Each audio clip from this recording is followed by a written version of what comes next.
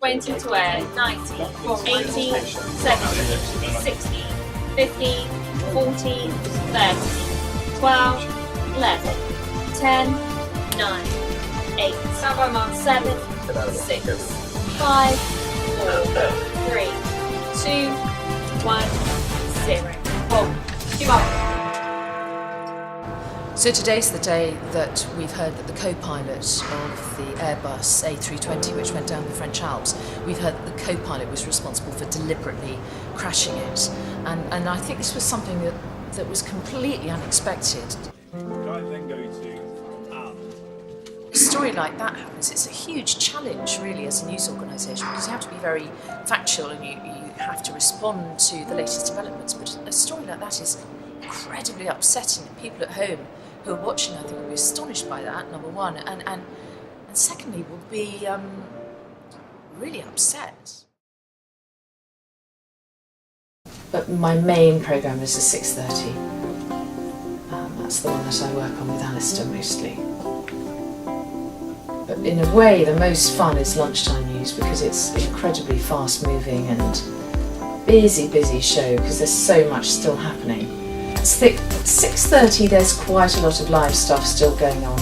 At 10 less so, because most of the news is sort of stopped moving by 10 really. Yes. Okay? Yeah? Thank you. It's just after 6, I'm going to go to the studio now.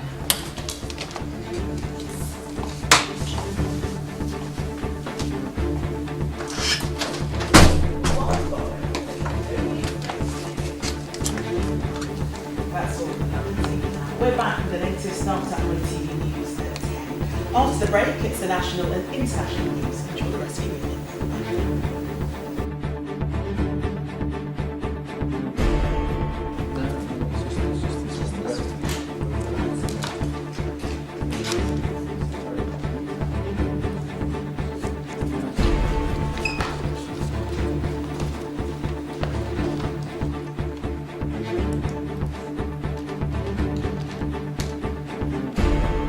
It was mass murder.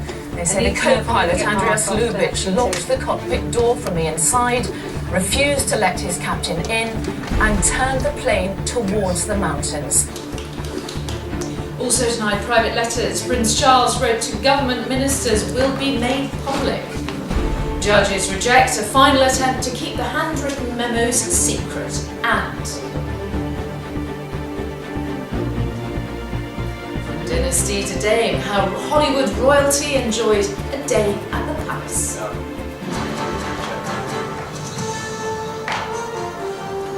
Are you happy with 3?